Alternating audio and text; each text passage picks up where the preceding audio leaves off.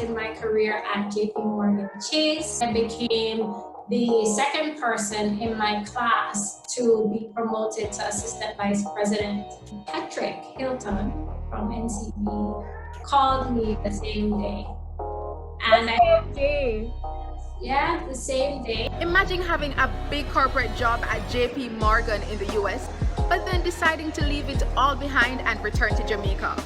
Well, that's the story of CEO of the NCB Foundation and Chief Digital Marketing Officer for NCB, Nadeen Matthews Blair, who joins us in this, another episode of the TrailBlazers.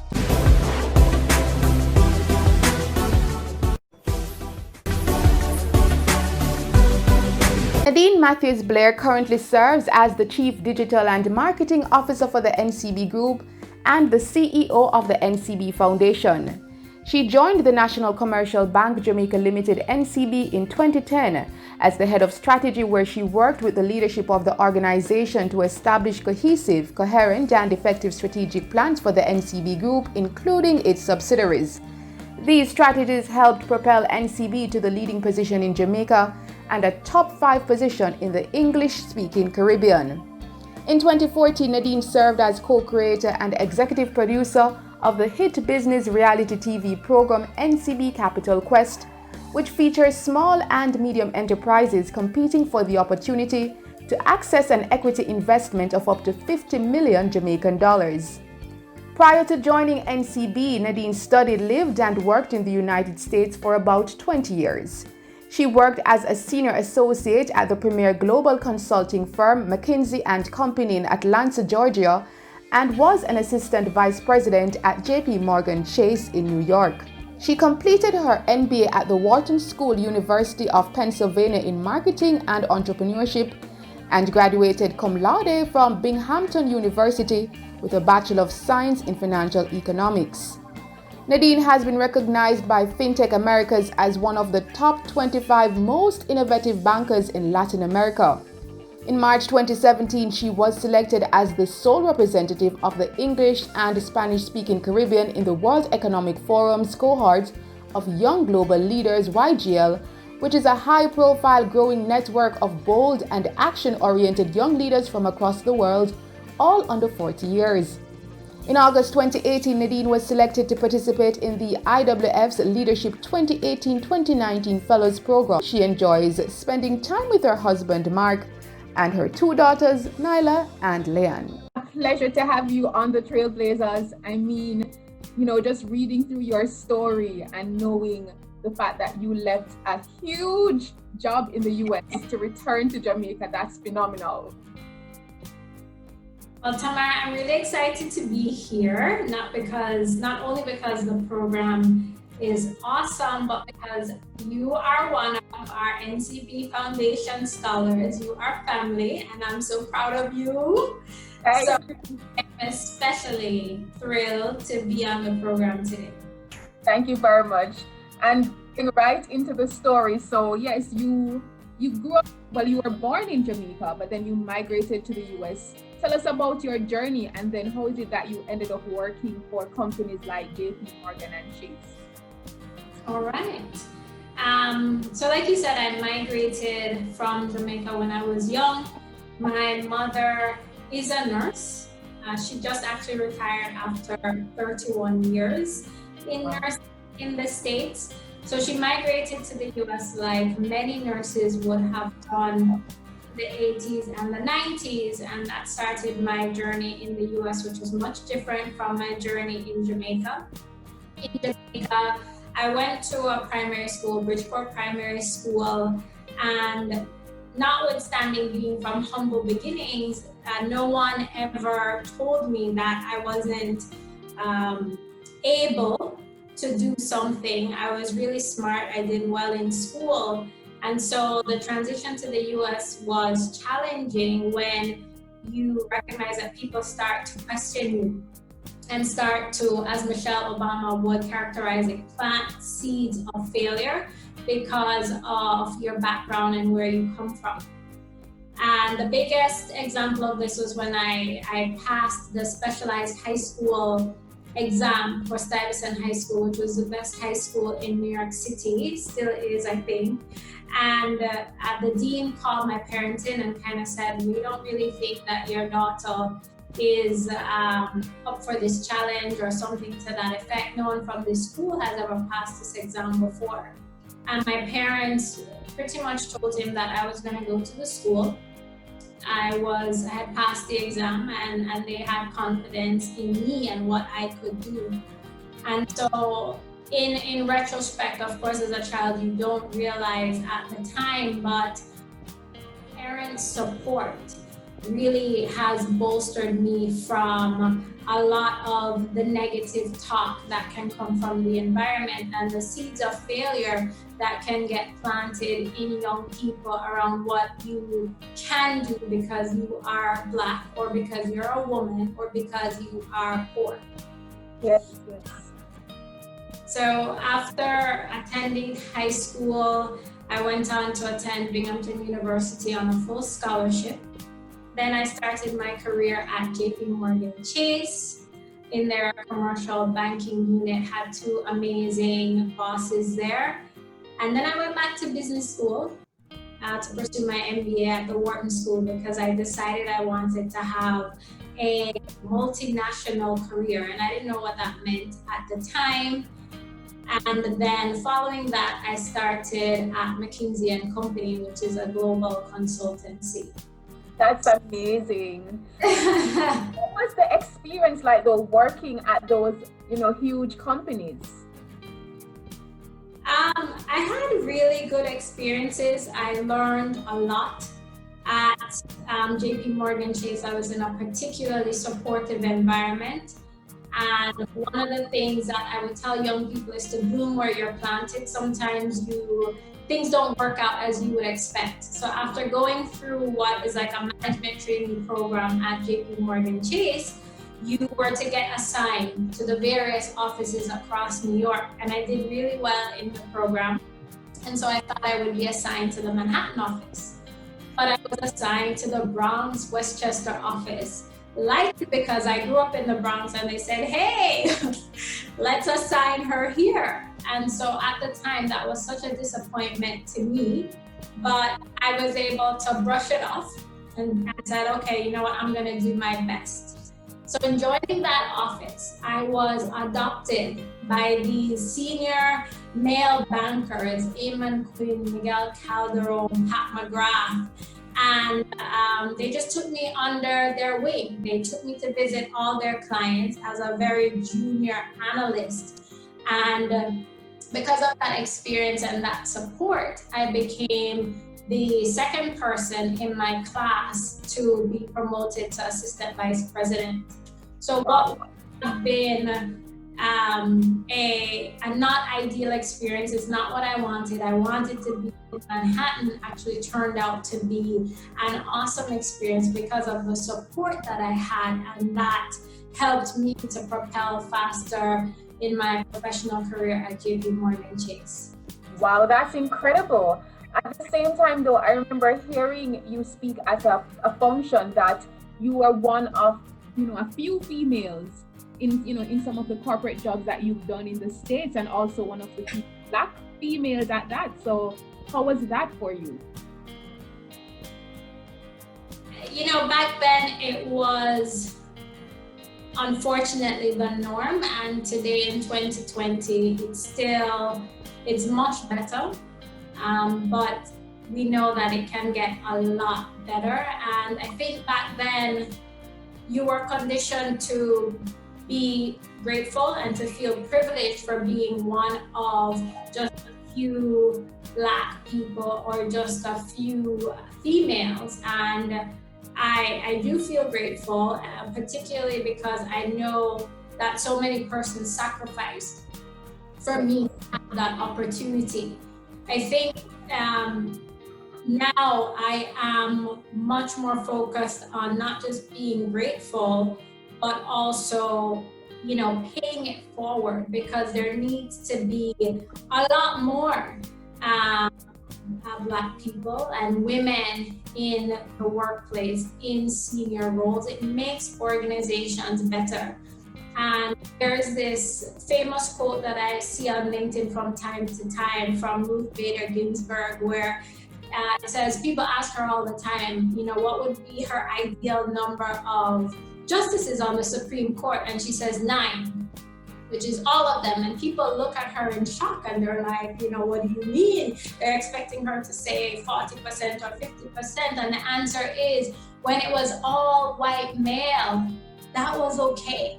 And so we should be as comfortable thinking about a world where it will be all female, all Black female, because, we're just focused on the persons with the best skills, and it's not about other external factors. So we shouldn't, limit our thinking in terms of representational diversity, I'll call it. We should be looking at it in terms of I have lots of blind spots if I don't make sure that my team has the people from all over.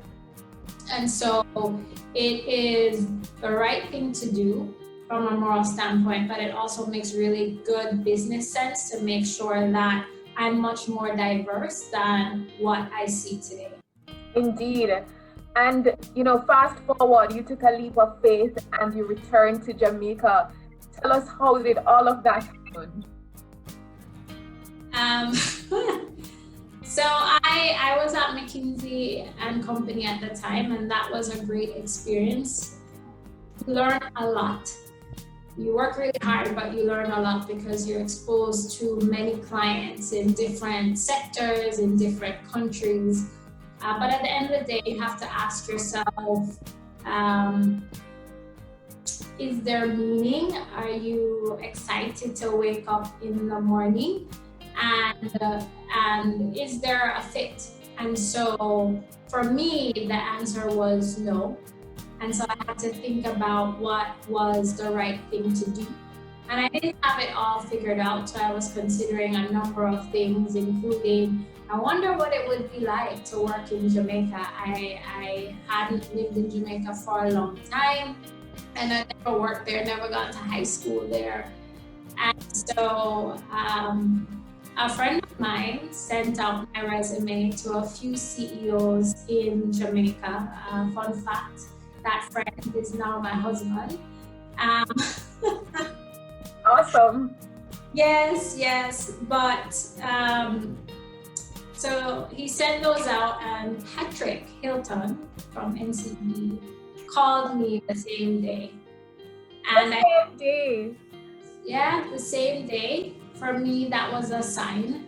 We had an amazing conversation, and the rest, as they say, is history. Wow. And in 10 years now, February 15, 2020 made 10 years with me at NCB, and it has been an amazing experience. It's easy to get up every morning because I am part of a Jamaican-led company that is always striving to do better, always striving to achieve more than what people think is possible for an emerging market company. And now we're striving to be world-class, and that's really exciting. Exciting indeed. But how is it mean that you assert yourself as a woman in a sector that generally or largely is dominated by the males at the top? How do you stand out?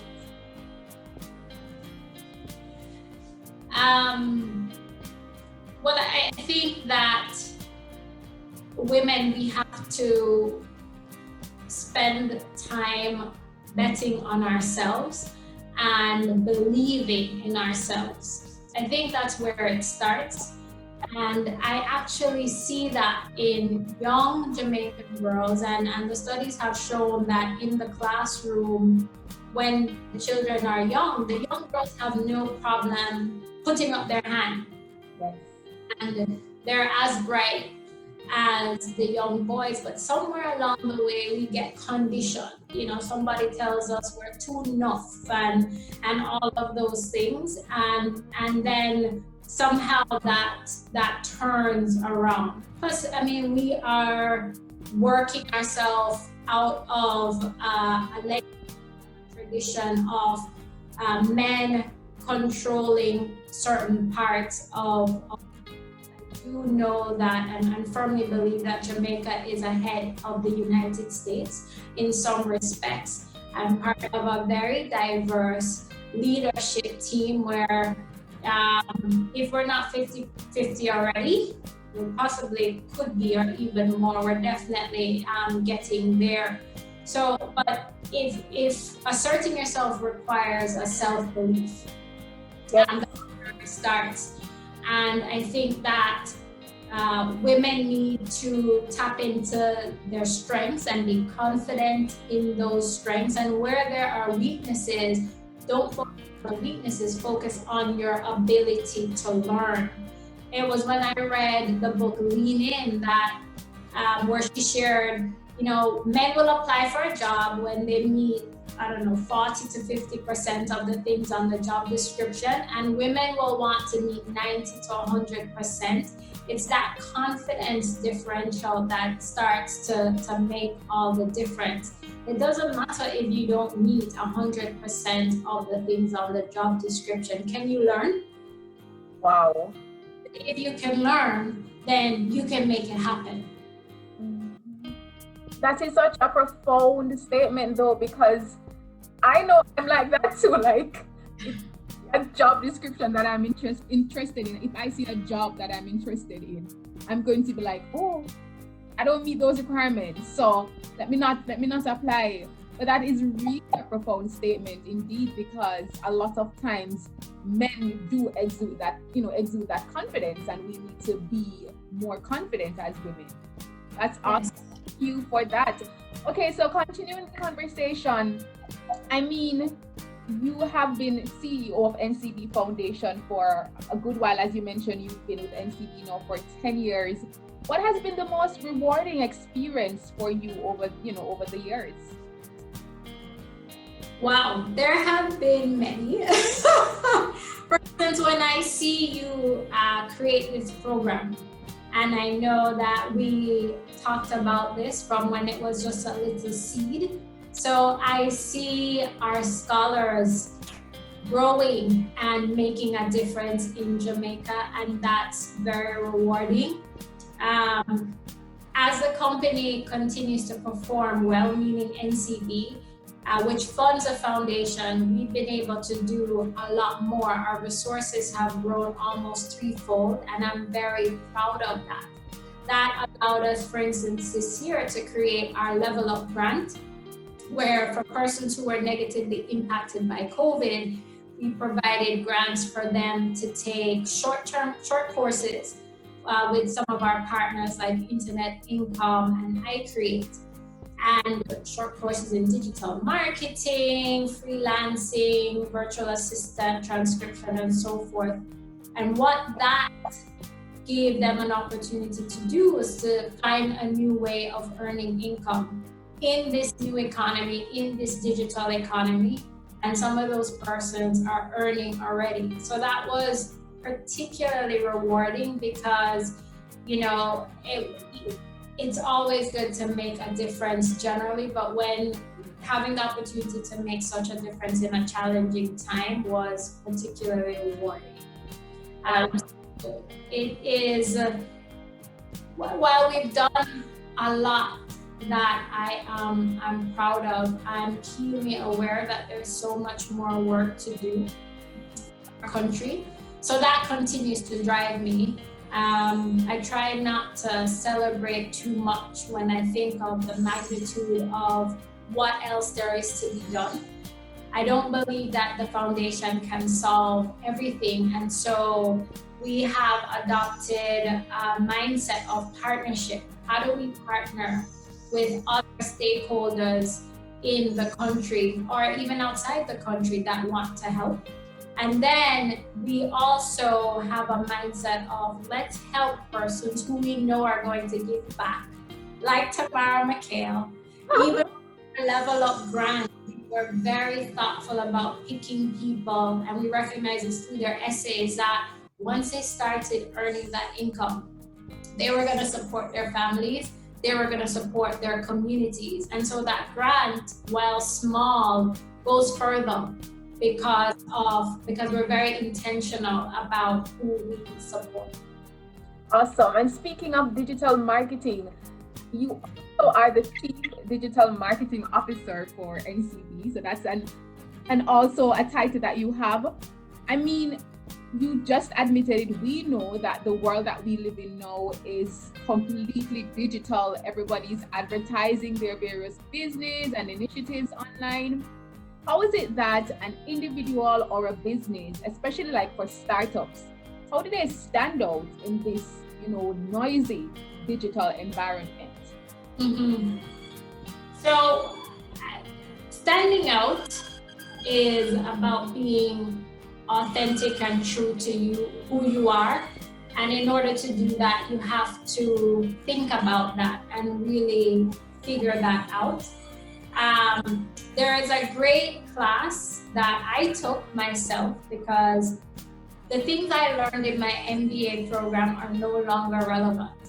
And so one of the things you have to make sure you do is constantly learn because the world is changing. So even if you are a senior this or a senior that, the minute you stop learning is the minute you set yourself up for being obsolete.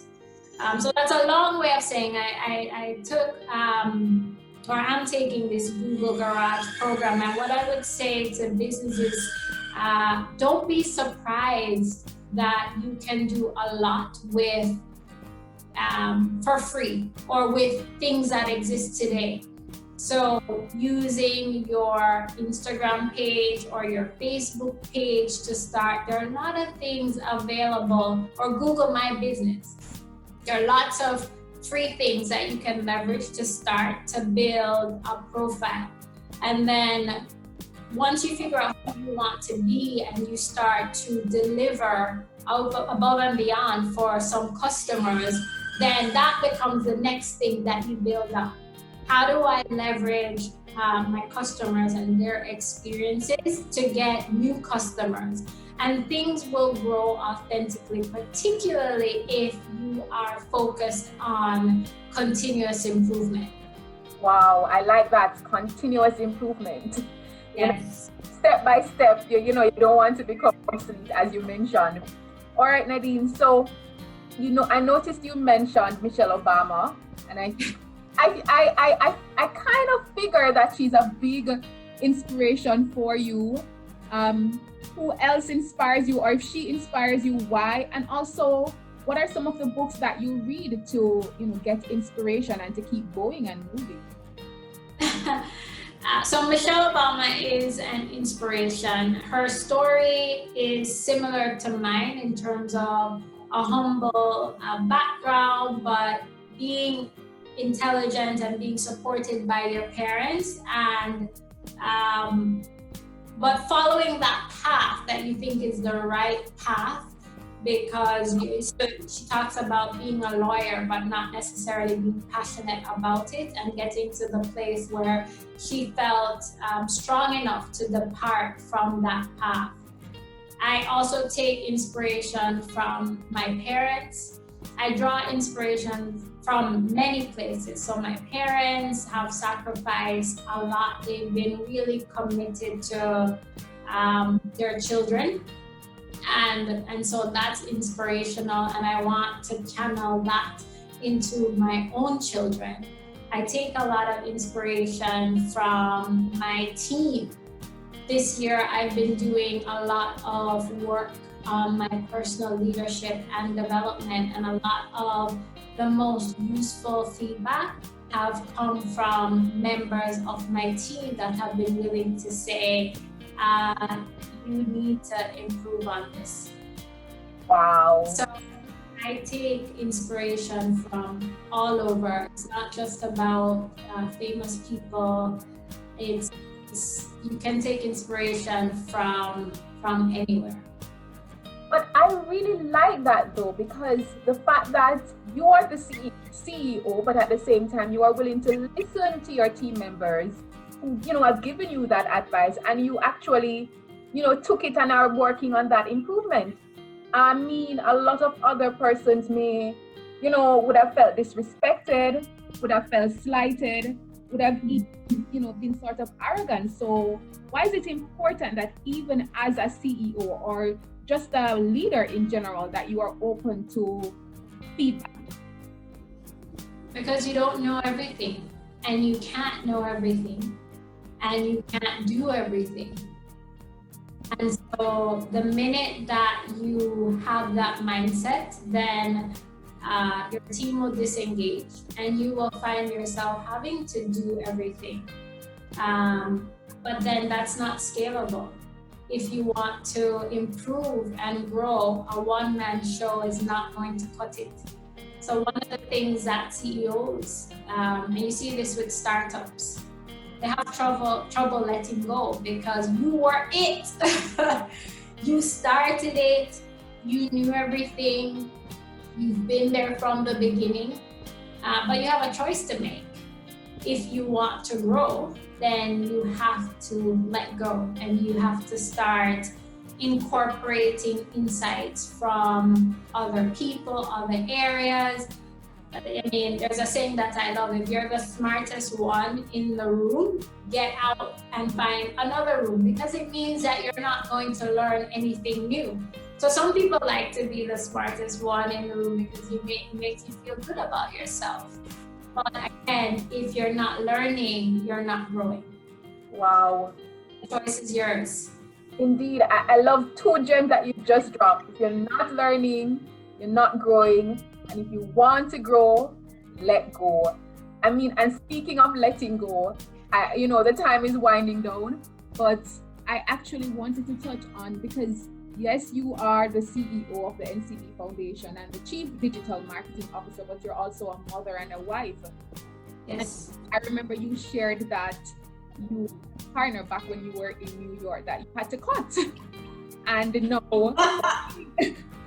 all of this, how is it for you to have someone who is supportive in your life, a supportive partner, a supportive husband, or partner that helps you achieve your goals and helps you to become your best self? Yeah. It's really important. There's an HBR article which actually just came back up on LinkedIn, and I circulated it again, which says professional women have two choices: either a supportive partner or being single. And I really believe that. I married late because I believe that, and I know that, and I've experienced that. And being a supportive partner is not just about being proud of your, like, oh, my wife is a so-and-so. It takes real sacrifice and trade-offs. So it means taking the husband taking your child to the doctor because your wife has an important meeting, or your wife has to travel, so you have to hold it down at home. It takes real sacrifice. And I would have shared the story, when I was a young professional on my way to business school, I was in a relationship where I didn't have that support. So I had to exit that because it becomes really burdensome and you're feeling guilty all the time. And so, that's not an environment where you can spread your wings. So I encourage women to really make sure that they're in a supportive situation. And that doesn't necessarily have to be marriage, because we're conditioned to think that is, critical as well. What's most critical is being in a supportive situation where you can thrive. And so, yeah. Wow, I love that. And I'm sure our female viewers are loving it too.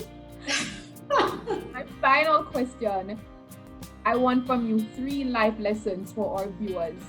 3 life lessons, 3 things that they can do to become successful, to make their life whole, to become their best selves.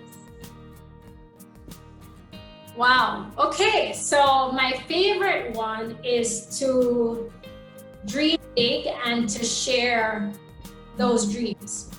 So when I moved back to Jamaica, I learned that a lot of people didn't like to put their dreams out there because they were afraid of bad mind. And that's a big one in Jamaica for you. But I really want to encourage young people to get past that. When I was going to business school, I put that out into the universe, and some people thought I was crazy. Like, you're gonna do a good job at JPMorgan and go to business school and not work? Like, let me understand this. So people thought I was crazy. But then as the word started getting out, people started sharing different things that could help me, connecting me to different persons. And then I was introduced to the Management Leadership for Tomorrow program, and the rest is history in terms of business school. More recently, I wanted to go to Estonia, or I fell in love with Estonia. I didn't even know I wanted to go to Estonia because as the head of digital transformation at NCB, I had learned about Estonia's story. 1.3 million people as a country emerged from Soviet occupation, very poor, and then they've been able to digitally transform their society, and with that improving GDP, lowering corruption, lots of wonderful things. So I kept telling everyone about this story. I love Estonia. I want Jamaica to be Estonia and NCB to be Estonia. And then the president who led that transformation was coming to Jamaica. And Thalia Lynn, our chair, said, well, nobody loves Estonia more than my CEO. So she got me into that session so I could hear him speak. And then months later, the opportunity in Estonia related to work came up. And because everybody knew that you love Estonia woman, they're like, okay. So it's really important that if you want to do something, you have to put it out there. You have to ignore the naysayers, because the universe will come to your aid. Some people will not be able to help you, but they may spread the word, and then that person is able to help you. And by the way, I mean, all of this requires you to pay it forward when you have a chance. But you have to dream big. You have to put things out there. You have to take. We're very afraid of failure as a culture, and I believe that you either win or you learn. The only failure is if you don't learn, if it doesn't work out. So moving to Jamaica was a big risk, but the question was, what's the worst that could happen? If it doesn't work out, then I will do something else, and I'll learn from that experience, and that experience that I can bring into something else. And then the third lesson I would say is to be a constant learner. Like I said, when you have those degrees behind your name, they mean nothing if you don't continue to learn, because the world has changed so much. We're talking about artificial intelligence. We're talking about digital. We're talking about pandemics. Indeed. And so you have to be someone that's continuously learning if you're going to be able to evolve and not be disrupted by the change, and be able to improve things for yourself, for your companies, for your families. So I think those lessons have been really instrumental if I look back at my journey so far. And I say so far because it's still ongoing. It's not an event. And I also encourage people to define success for yourself and not to define it based on what society says success has to be. Indeed. Wow, some gems there. I mean, I'm remembering all of them. Put your dreams out there. Take risks. Be a constant learner and define success for yourself. I got 4. Thank you so much, Nadeen. It was indeed a pleasure. Continue to be a trailblazer. Continue to be your mark. Continue to be a woman of inspiration. Really appreciate it. Thank you so much for having me, Tamara. And you continue trailblazing too. Oh, thank you. Yes, proud. Thank you, Nadeen. Much love. All right, much love. Bye, Tamara.